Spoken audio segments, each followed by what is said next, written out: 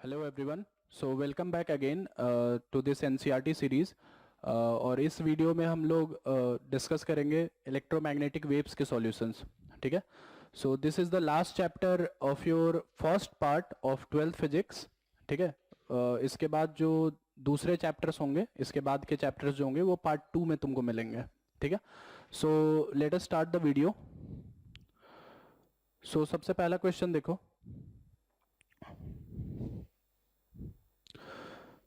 सो पहला क्वेश्चन ये है कि figure shows a capacitor made of two circular plates each of radius 12 centimetres. जैसा कि यहाँ पे तुम देख सकते हो कि दो प्लेट्स हैं और उनका दोनों का रेडियस जो है वो 12 सेंटीमीटर के बराबर है and they are separated by 5 centimetre.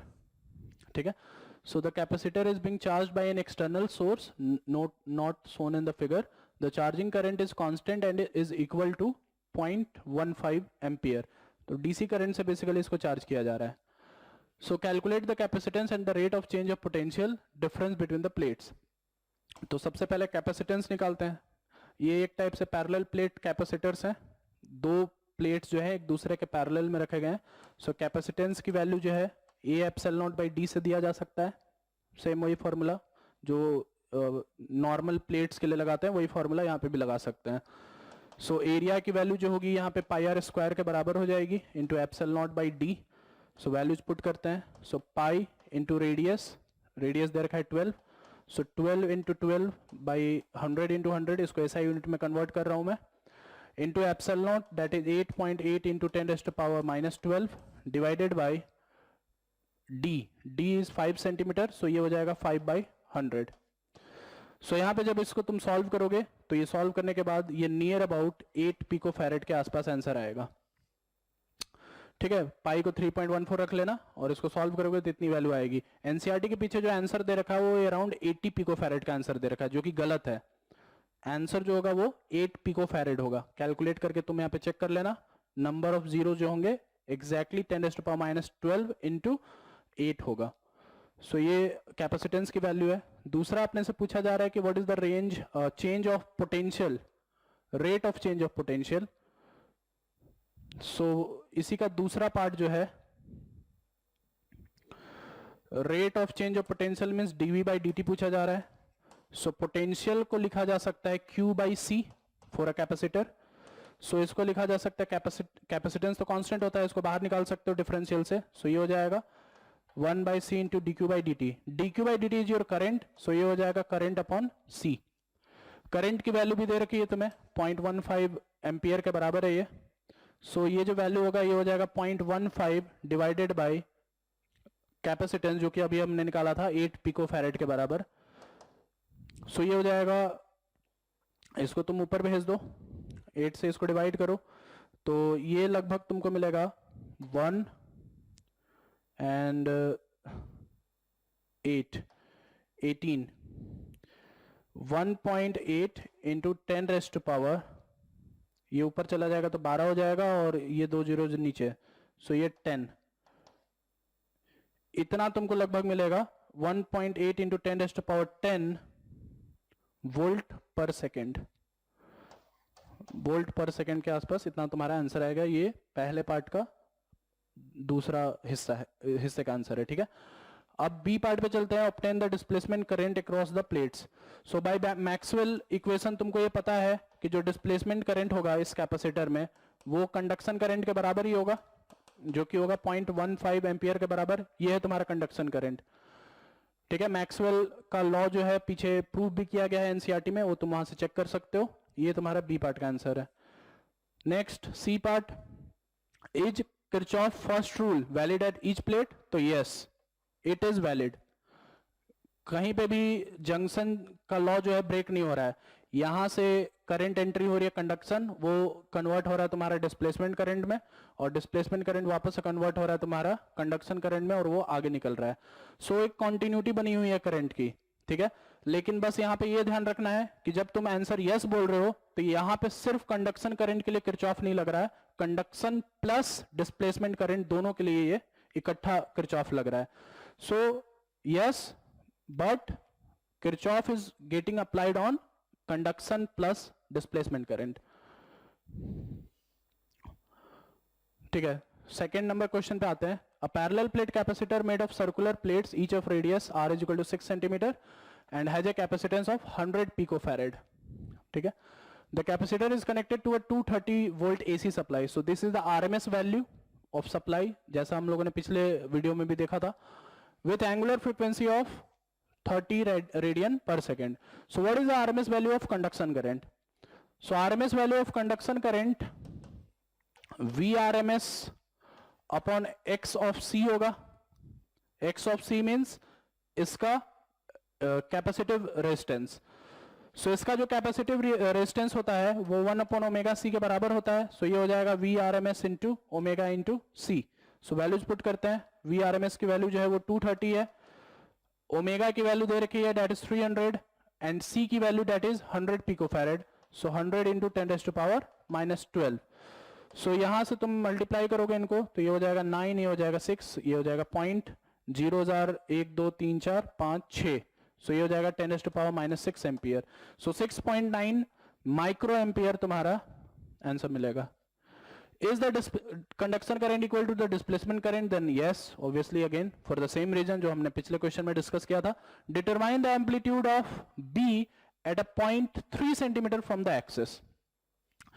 So C part में मैग्नेटिक फील्ड की वैल्यू पूछी जा रही है. सो यहां पे फॉर्मूला लगाओगे तो ये फॉर्मूला आएगा mu naught ID by 2 pi r square into r, where r is the radius of this circular plate and small r is the distance from the axis.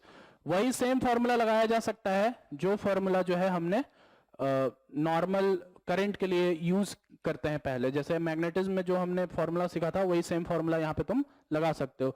सो सारे वैल्यूज यहाँ पे दिए हुए हैं, सारे वैल्यूज को SI यूनिट में यहाँ पे पुट करो.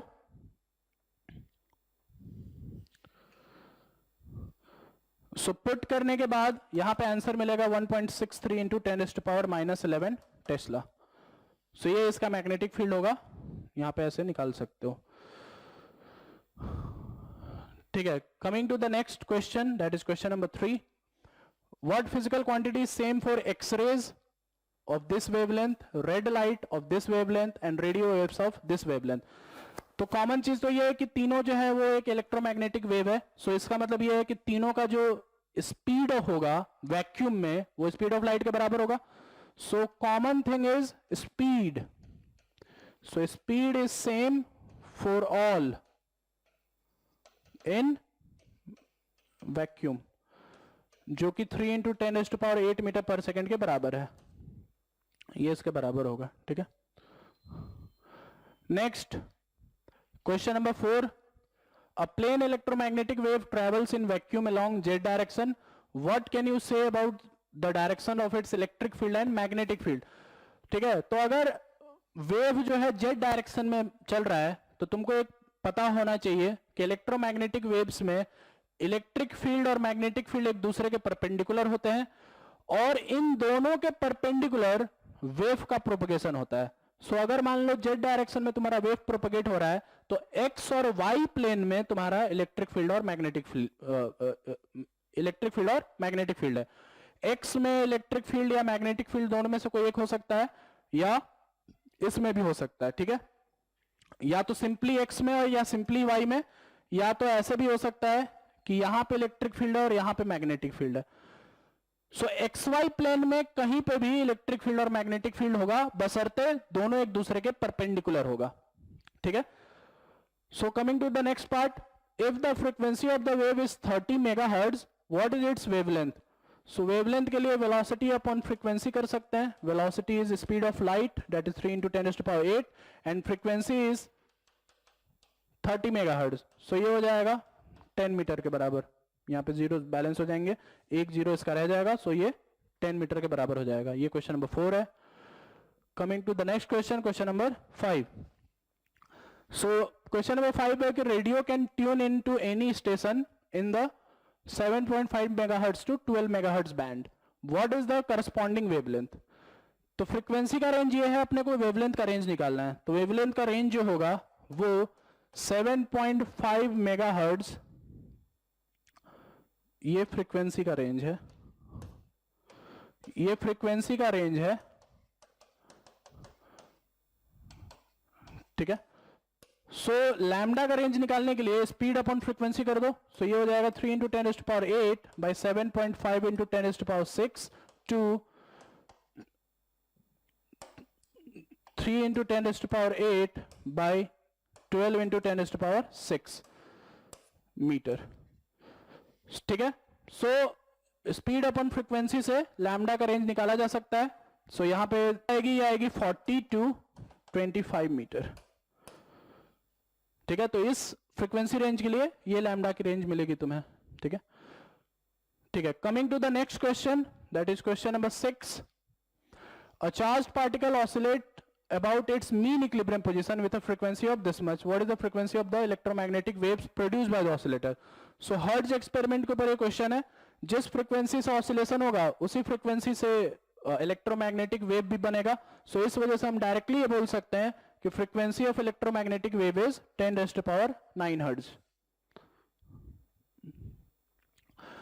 Next question number 7. The amplitude of the magnetic field part of a harmonic electromagnetic wave in vacuum is this much. Amplitude इतना है. So what is the amplitude of electric field? So यहाँ पे अपन relation use कर सकते हैं. E naught is equal to CB naught. So C is your speed of light. B naught is your amplitude of magnetic field. That is 510 nano Tesla. So इसको मैं convert कर ले रहा हूँ SI यूनिट में. So ये हो जाएगा न्यूटन पर कूलम में. So यहाँ पे इन दोनों को मल्टीप्लाई कर दो. ये 3 और ये 5 थे 15 और यहाँ पे ये 0 और ये 0 कैंसल आउट हो जाएगा. सो 153 न्यूटन पर coulomb will be your amplitude of electric field. ठीक है. Next question number 8. Suppose that the electric field amplitude of an electromagnetic wave is this much and its frequency is this much. So determine B naught omega k and lambda. ये सब सारी चीजें निकालनी है अपने को. तो एक एक करके निकालते हैं. सबसे पहले B naught निकालते हैं जो कि होगा E naught by C. तो ये हो जाएगा 120 बाई 3 इंटू 10⁸. सो ये और ये कटा, ये 40 से गया तो ये हो जाएगा 4 इंटू 10⁻⁻7 टेस्ला. इसी में फिर अगला पार्ट जो है वो निकालना है अपने को ओमेगा. सो ओमेगा की वैल्यू जो होगी वो फ्रीक्वेंसी से निकाल सकते हैं जो कि होगी 2 पाई f के बराबर. सो ये हो जाएगा 2 pi into 50 into 10⁶ radian per second. सो ये हो जाएगा 3.14 और 50 इंटू 200 तो ये हो जाएगा 10⁸ रेडियन पर सेकेंड. फिर उसके बाद लैम्डा की वैल्यू निकाल लेते हैं जो कि होगी velocity upon frequency. That is 3 into 10⁸ by frequency that is 50 into 10⁶. सो ये हो जाएगा 3/5 इंटू 10 मतलब ये हो जाएगा 6 मीटर. उसके बाद लास्ट में k की वैल्यू निकाली जा सकती है. k की वैल्यू होती है 2 पाई बाय लैम्डा. सो ये हो जाएगा 2 पाई बाय 6 मतलब ये नियर अबाउट पाई की वैल्यू 3.14 रख दो रेडियंस में तो ये वैल्यू हो जाएगा 1.01 रेडियन पर मीटर के आसपास. सो ये पहले पार्ट के सारे ये पैरामीटर्स हैं जो निकल चुके हैं. दूसरे पार्ट पे चलते हैं. Find expression for E and B. सो यहाँ पे देखो वेव के बारे में कुछ भी नहीं बता रखा कि किस डायरेक्शन में जा रहा है वो, और इस वजह से हम ये भी नहीं बोल सकते कि इलेक्ट्रिक फील्ड और मैग्नेटिक फील्ड किस डायरेक्शन में रहेगा. तो हम यहाँ पे क्या करेंगे, एक छोटा सा हम केस ले लेंगे और उसी केस के अकॉर्डिंग इसका एक्सप्रेशन लिख लेंगे. तो केस ये लेंगे कि wave is propagating in x direction and electric field is in your y direction, magnetic field is in your z direction. ठीक है. सो यहां पे मैं ऐसा क्यों कर पा रहा हूं, क्योंकि E क्रॉस B का जो डायरेक्शन आता है जिसको अपन पॉइंटिंग वेक्टर भी बोलते हैं, उसी डायरेक्शन में इलेक्ट्रोमैग्नेटिक वेव मूव करता है. जो E क्रॉस B का डायरेक्शन आता है, क्रॉस प्रोडक्ट करने पे जो डायरेक्शन मिलता है अपने को, उसी डायरेक्शन में वेव का प्रोपगेशन होता है. ठीक है. सो अगर मान लो तुम x में वेव को प्रोपगेट कर रहे हो, ठीक है, यहां पे वेव का प्रोपगेशन हो रहा है, तो डेफिनेटली इलेक्ट्रिक फील्ड यहां पे है और मैग्नेटिक फील्ड यहां पे है. E क्रॉस B x के डायरेक्शन में आएगा. सो इलेक्ट्रिक फील्ड को लिख सकते हैं अपन E naught sine of kx minus omega T J cap. E naught निकाल चुके हैं, k निकाल चुके हैं, ओमेगा निकाल चुके हैं, वैल्यूज पुट करो, E की वैल्यू आ जाएगी, B की वैल्यू हो जाएगी B नॉट साइन ऑफ के एक्स माइनस ओमेगा टी के कैप। बी नॉट निकाल चुके हैं, के निकाल चुके हैं, ओमेगा निकाल चुके हैं, वैल्यूज पुट करो, बी की वैल्यू भी आ जाएगी। सो यहां पे जब एक्सप्रेशन लिखते हैं तो एक चीज का बस ये ध्यान रहे कि इलेक्ट्रिक फील्ड और मैग्नेटिक फील्ड का जो ये वाला टर्म रहता है, ये दोनों टर्म्स हमेशा सेम रहता है। जो फर्क पड़ता है, एक तो ये फर्क होता है दोनों के बीच में, और एक ये फर्क होता है यूनिट वेक्टर का। Amplitude can be different and direction is different, ये दो चीजों का फर्क होता है, बाकी इक्वेशन जो है वो सेम होता है। तो इस तरीके से तुम फ्रेम करके इक्वेशन जो है ऐसे लिख सकते हो, ठीक है। इसके अलावा तुम कोई और भी केस अगर लेना चाहो तो कोई और भी केस ले सकते हो। मान लो अगर तुमको वेव को प्रोपेगेट कराना वाई डायरेक्शन में, तो फिर ई और बी का डायरेक्शन उस हिसाब से एडजस्ट हो जाएगा। तुमको देखना पड़ेगा कि ई कहां पे और बी कहां पे हो, such that E cross B Y direction में आ जाए, ठीक है।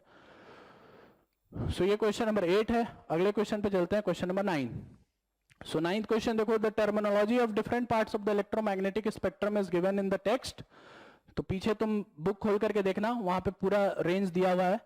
So using the formula H mu for energy of quantum radiation photon and obtain the photon energy in units of electron volt for different parts of the electromagnetic spectrum, in what way are the different scale of photon energy that you obtain related to the sources of electromagnetic radiation, ठीक है।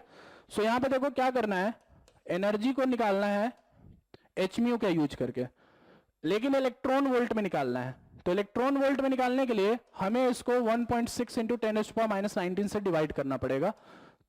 H और mu की value रखेंगे और इसको 1.6 into 10⁻⁻19 से divide करेंगे, तो जो एनर्जी मिलेगी वो इलेक्ट्रॉन वोल्ट में मिलेगी। एच की वैल्यू होती है 6.6 इंटू 10⁻34। फ्रीक्वेंसी की वैल्यू तुमको पीछे टेक्स्ट से मिल जाएगी, वहां से तुम निकाल लेना और इन दोनों को डिवाइड कर लेना। डिवाइड कर लोगे तो एनर्जी हर एक स्पेक्ट्रम का या हर एक कंपोनेंट का, जितने भी इलेक्ट्रोमैग्नेटिक स्पेक्ट्रम में कंपोनेंट्स हैं, उन सभी का तुमको एनर्जी मिल जाएगा।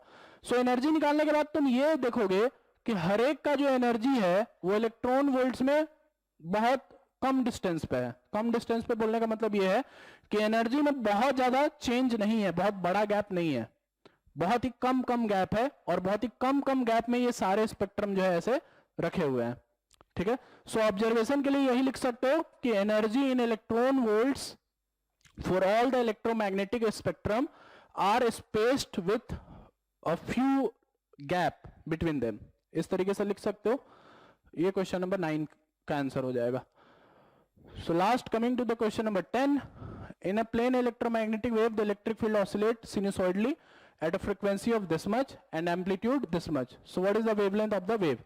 So wavelength निकालने के लिए फिर से velocity अपन frequency कर लो। So ये हो जाएगा 3 into 10⁸ divided by frequency, that is 2 into 10⁻10. So ये हो जाएगा 1.5 into 10⁻⁻2 मीटर। दूसरे पार्ट में पूछा जा रहा है what is amplitude of oscillating magnetic field. So oscillating magnetic field की वैल्यू हो जाएगी इस रिलेशन से C not E not by C. E not की वैल्यू दे रखी है, डेट इज 48, सी की वैल्यू यहाँ पे डाल दोगे, डेट 3 into 10⁸8। सो यहाँ पे ये वैल्यू मिल जाएगा 16 into 10⁻⁻8 टेस्ला। सो डायरेक्टली फॉर्मूले के ऊपर ये बेस्ड था। और last, so that the average energy density of the electric field equals the average energy density of the magnetic field. So C part को प्रूफ करने के लिए energy density of electric field जो है उसका फॉर्मूला अपन देते हैं half epsilon not E square से। सो इसको लिखा जा सकता है half epsilon not E not square sine square के एक्स माइनस ओमेगा टी। अब तुमको पता है कि साइन स्क्वायर का जो एवरेज होता है वो हाफ होता है, और इस एक्सप्रेशन में ये चीजें जो है कांस्टेंट है, एक साइन ही है जो टाइम के साथ बदल रहा है। सो इसका एवरेज जब निकाला जाएगा तो ये वैल्यू हाफ हो जाएगी। तो इसको अपन लिख सकते हैं 1/2 epsilon not E square E not square into half for average. और energy density of magnetic field का फॉर्मूला होता है B square by 2 mu not. So B square by 2 mu not को लिखा जा सकता है B not square sine square के x minus omega T divided by 2 mu not.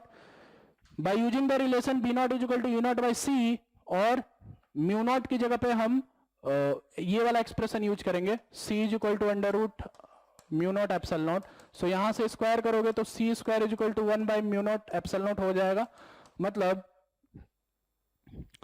1 by mu not की वैल्यू यहां से आ जाएगी C square into epsilon not. So ये दो वैल्यूज को हम यहाँ पे पुट करेंगे, एक तो 1 बाई म्यू नॉट की वैल्यू और दूसरी बी नॉट की वैल्यू, ठीक है। तो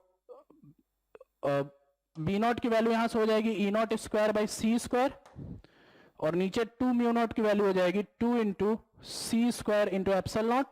साइन स्क्वायर का एवरेज जो है वो हाफ होता है, जैसा अभी डिस्कस किया हमने। तो सी स्क्वायर और सी स्क्वायर निपट गया। क्या ये एक्सप्रेशन और ये एक्सप्रेशन सेम आ गया?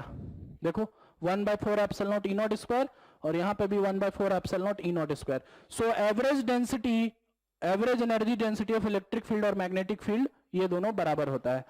सो इस तरीके से तुम इसको प्रूव कर सकते हो, और यहां पे तुम्हारा इस चैप्टर का सॉल्यूशन भी ओवर होता है। सो हम लोग अगले वीडियो में मिलेंगे अगले पार्ट के लिए, ठीक है। जो तुम्हारे 12th का दूसरा वाला पार्ट होगा, हम वो वाले सारे चैप्टर्स को कवर करेंगे in next video. Till then, thank you.